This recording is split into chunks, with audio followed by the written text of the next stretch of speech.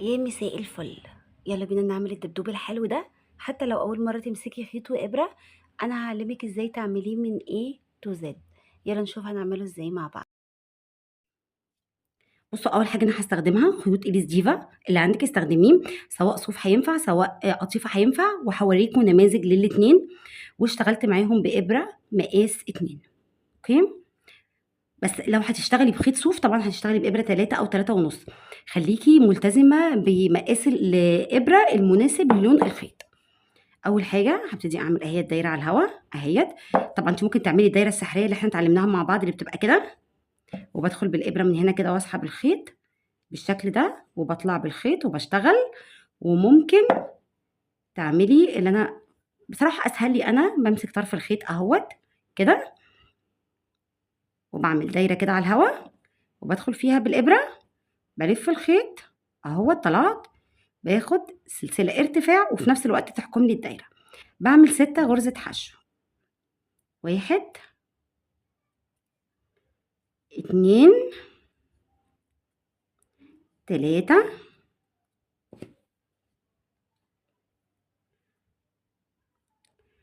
4 5 6.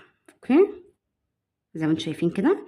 هبتدي اسحب طرف الخيط، بصوا اهو، عشان الدايرة بتاعتي تتقفل اهوت. وباجي في اول غرزة حشو انا عملتها وبدخل فيها اهيت. اول غرزة حشو انا عملتها اهيت، بدخل فيها وبعمل 2 غرزة حشو، وده نظام التسلسل والتزايد في الدايرة. بعمل 1 وفي نفس المكان بعمل 2. طيب هعلم بماركر. الناس اللي ما عندهاش ماركر تعمل ايه؟ مفيش اي مشكلة. خلوني بس اقفل الدايرة بتاعتي كويس اهوت. باجي على اول غرزة حشو انا عملتها تحت الفي ستيتش اهوت، ففي كل غرزة بعمل 2 غرزة حشو. الراوند ده بيخلص معايا ب 12 غرزة حشو. اللي بعدها اهوت، 1 2. يبقى ده نظام التسلسل وتسلسل التزايد بتاعي جوه الدايره. هنا خلاص اهوت وصلت للغرزه اللي انا معلماها. لو عدينا هنلاقيهم 12 غرزه حشو، وعدوا شغلكم مهم جدا. حشو، غرزه حشو واحده اهو. هتلاقي الشغل بتاعك بيتقوس ولا فيها اي مشكله، عادي جدا، كملي شغلك لان انا عايزاه اصلا كده. تحت الفي ستيتش اهوت، بدخل وبعمل غرزة حشو.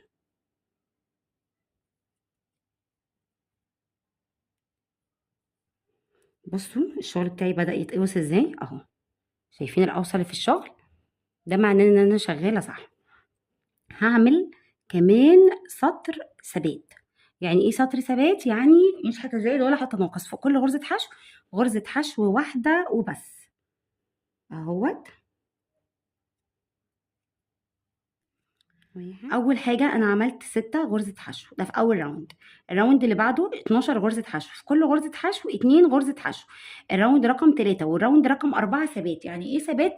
يعني فوق كل غرزة حشو وغرزة حشو. يبقى انا كل اللي اشتغلته كام؟ 4.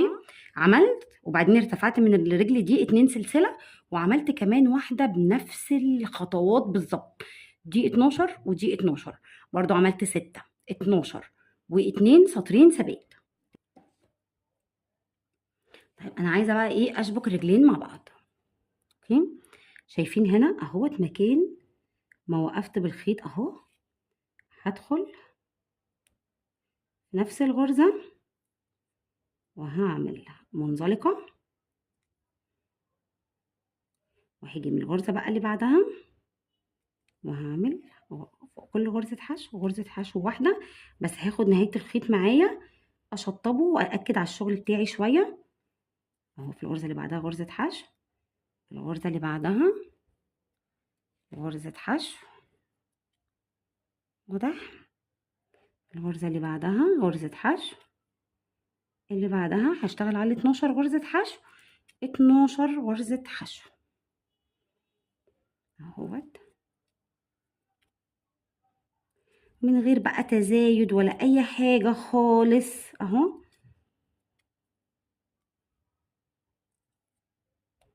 وعدوا الغرز بتاعتكم يا جماعه عشان ما تتوهوش لو انتم مبتدئين.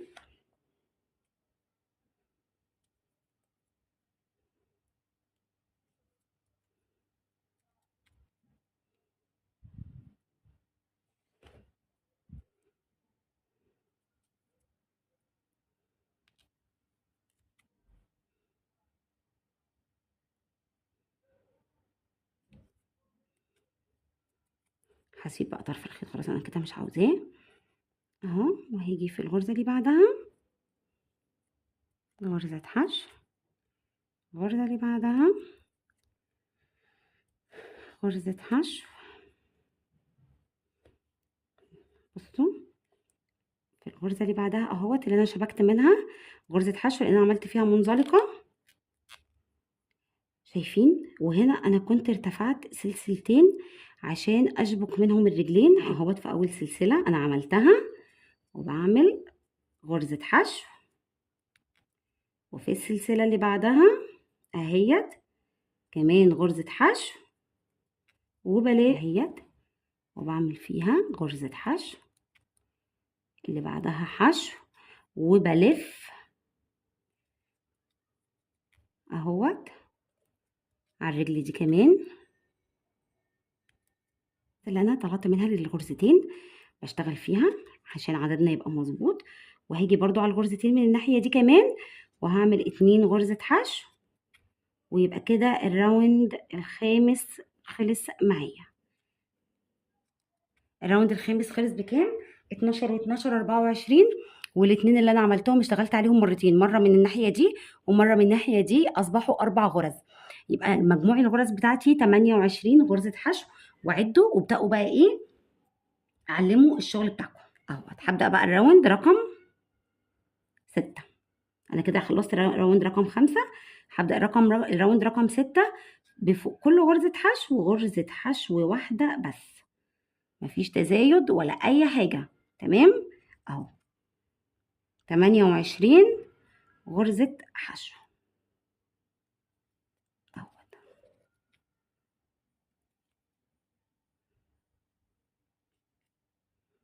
ثبات فوق كل غرزة بدخل اعمل غرزة، فوق كل غرزة بدخل اعمل غرزة. الغرز بتاعتي ايه؟ ثابتة، لا بتزايد ولا بتناقص. طيب دلوقتي انا عملت ايه يا جماعه؟ دلوقتي انا سبتكم وانا شغاله في الراوند رقم 6. اشتغلت الراوند رقم 7 و8 و9 و10 و11 و12 و13 و14 سطور ثبات. يعني ايه؟ يعني لا بتزايد ولا بتناقص على 28 غرزه حشو. دلوقتي بقى هعمل ايه؟ هبتدي ابدا في التناقص. 2 3 وفي 4 و4 عادي وفي 5. بصوا بدخل تحت الفي ستاتش في الفرونت لوب، وفي اللي بعدها برضو في الفرونت لوب، وبعمل تناقص. هتناقص 4 مرات بس. تاني 1 بكرر 2 3 4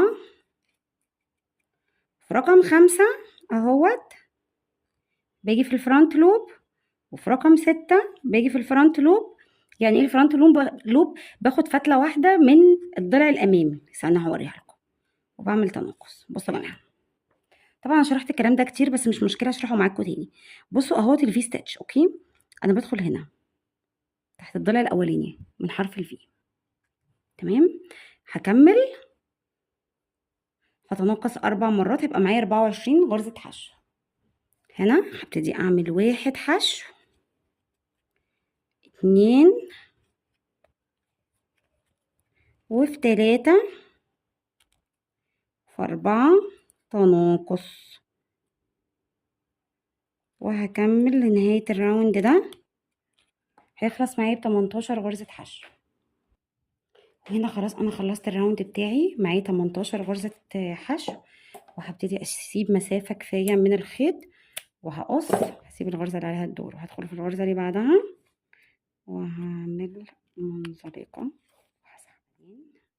هعمل الدايرة بتاعتي اهيت، وهدخل فيها وهعمل حلقة، وهعمل جوه الدايرة 6 غرزة حشو، 1 2 3 4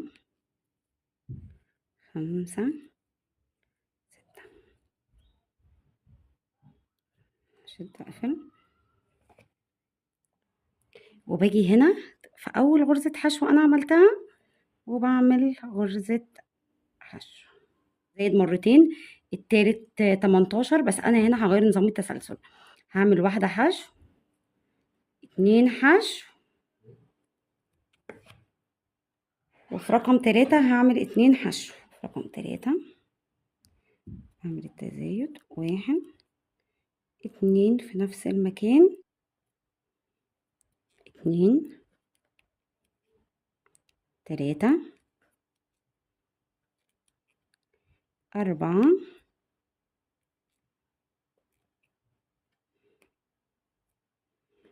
5 6 7 8. يبقى انا كده معايا الراوند رقم 2 ب8 غرزة حشو، هكمل فوق كل غرزة حشو غرزة حشو واحدة، هعمل 3 4 5 6. وهنا بعد ما ارتفعت 6 راوندات، اوكي، انا بعمل 2 بس، هيجي هنا الاول، بصوا بدخل الغرزتين المقابلين لبعض وبعمل منزلقة، ماشي، دي 1، بصوا الغرزة دي والغرزة المقابلة ليها، ورقم 3 اهوت،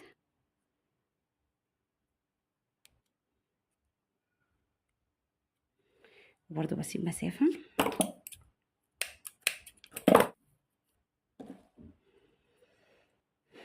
عاملة كمان واحدة منها،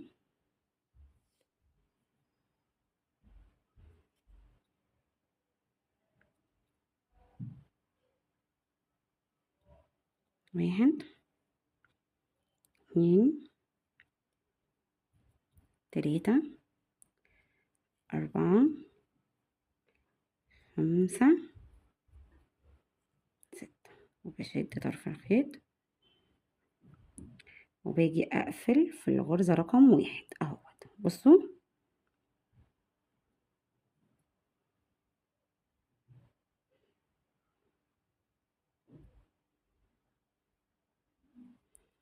وهيجي في كل غرزة هعمل غرزة بس مش اكتر، 1 2 3 4 5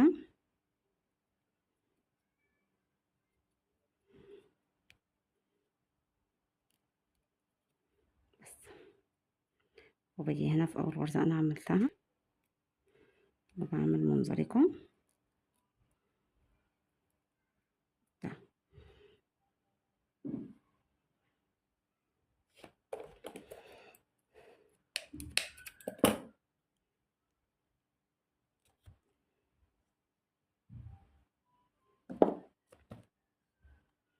وهربط الطرفين دول مع بعض،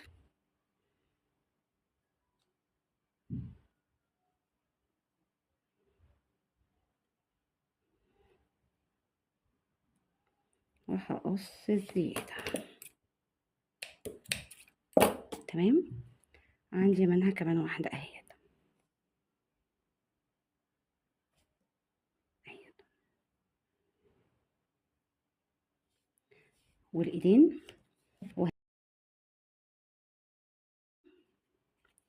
خليني اشرح لكم انا عملتها ازاي. عملت دايرة سحرية اهيت، عملت دايرة سحرية، في اول راوند عملت 6، الراوند اللي بعده عملت 12، فوق كل غرزة 2 غرزة حشو، الراوند اللي بعده عملت 18 واحدة غرزة حشو وواحدة تزايد. الراوند اللي بعده 24 2 حشو وتزايد. تزايد يعني ايه؟ يعني بعمل 2 في نفس الغرزة، يبقى انا في كل راوند بتزايد 6 مرات. الراوند اللي بعده عملت 3 حشو وتزايد، 3 غرز حشو عاديين فوق كل غرزة غرزة، وفي الغرزة رقم 3 عملت 2 تزايد لحد ما وصلت بعدد الغرز 30. يعني الراوند رقم 5. عملت 5 راوندات. أول راوند 6، التاني 12، التالت 18، الرابع 24، الخامس 30. وارتفعت 6 راوندات ثبات فوق كل غرزة غرزة حشو، لا بتزايد ولا بتناقص. تمام. وبعدين بدأت أعمل التناقص بتاعي. أنا كنت بشتغل 3 حشو في رقم 4 بعمل التزايد، برضو اشتغلت 3 حشو في رقم 4 وفي 5 تناقص. الدور اللي بعده 2 حشو في رقم 3 و4 تناقص، والدور اللي بعده 2 حشو وفي رقم 3 و4 تناقص، لحد ما بقى عندي هنا 18 غرزة حشو، نفس العدد بتاع البادي بتاعي. يلا بينا نجمع الأجزاء بتاعتنا.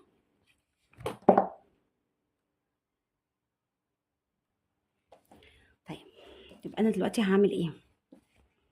دلوقتي هبتدي أحشي الفايبر.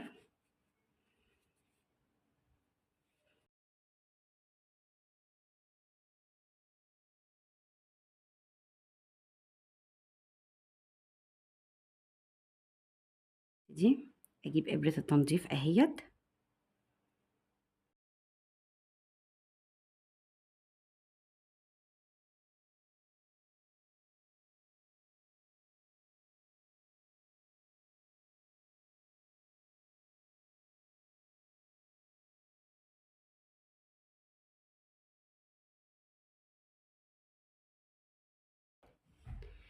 هجيب الخيط بتاعي والابرة بتاعتي واهيت الجمجمة بتاعتي. تمام. هبتدي اركبها ازاي؟ بدخل بين الغرز من هنا واطلع،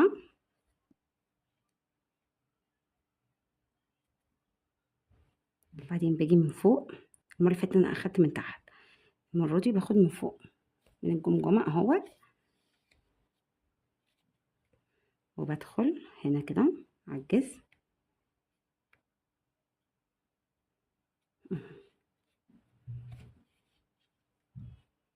اهوت، وبدخل من هنا في الصف الاخير. انا شغالة في السطر الاخير اهو.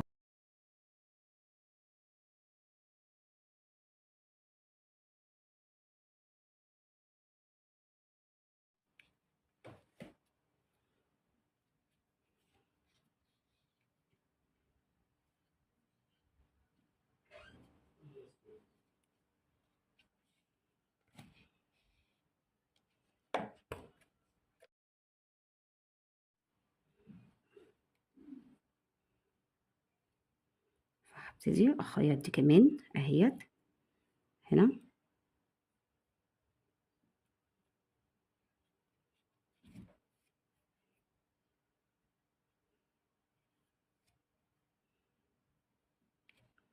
غرزة بصوا في الجسم بتاع الدبدوب، وغرزة في الدراع.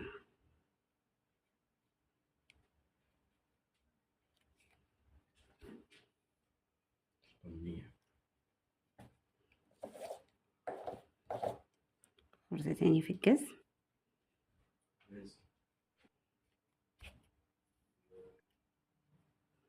بصوا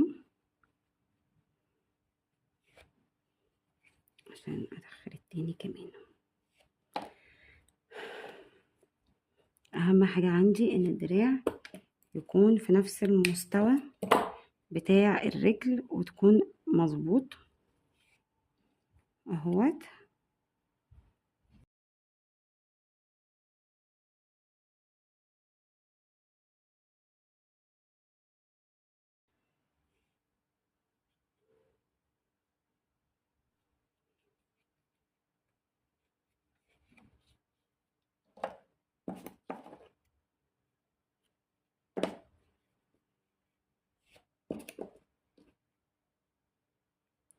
ما تسيبوش الاجزاء الصغيرة دي عشان بتبوظ شكل الشغل. تمام. هعمل 6 غرزة حشو. 1 2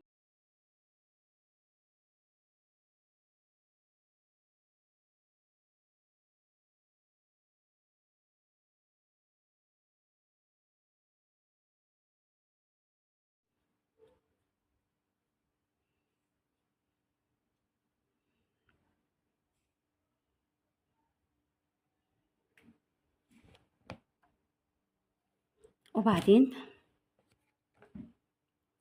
هبتدي اعمل لها سكارف.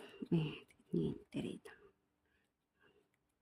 هعمل مجموعة من السلاسل.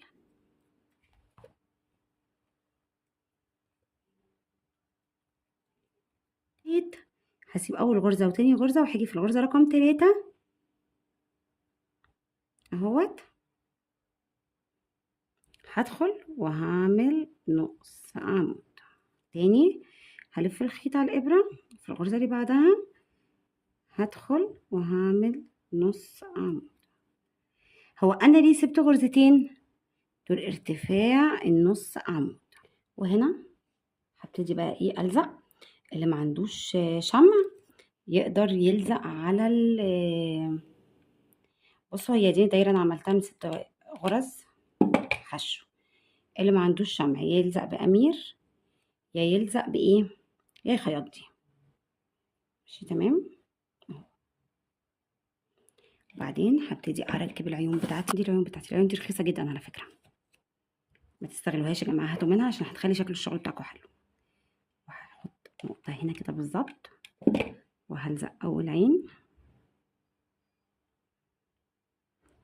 وعلى يعني على نفس المستوى هنا كده برضو بالظبط نقطة، وهلزق العين التانية. تمام. وبعدين هشوف اماكن الودان بتاعتي، هبتدي برضو احط الشمع وهلزقها هنا كده،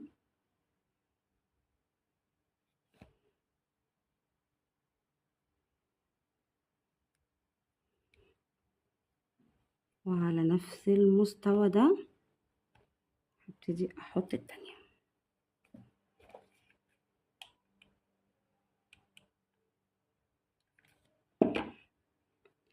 خدوا بالكم قوي قوي، لان الشمع حقيقي سخن جدا، يعني حاجة مش طبيعية.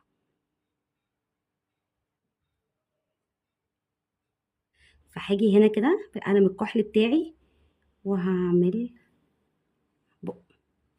طب والله احلى من الخياط، ما تعملوش يا جماعه بالخيط اهو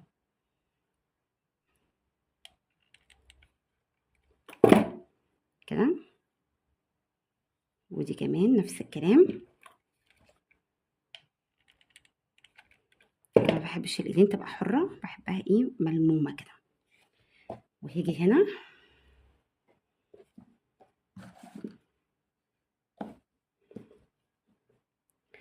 السكارف بتاعتي.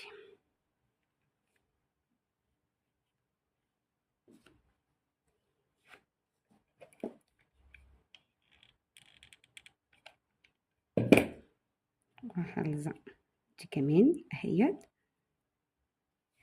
للاسف انا ما عنديش استراس غير دي، بس انا حاسه ان دي مش هتبقى ايه لطيفه. خلوني بقى اوريكم ده شكل الشغل بخيط ديفا، وده شكل الشغل بخيط القطيفه. بصوا يا جماعه مختلف تماما.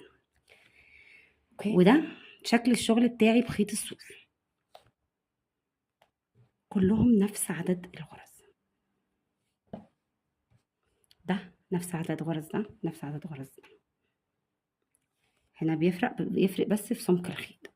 انا رايي لا اشتغلوا بخيط القطيفه شيك قوي. ولكن لو انتم مبتدئين اتعلموا في الصوف وهاتوا خيوط عاديه، ما تجيبوش خيوط تركي.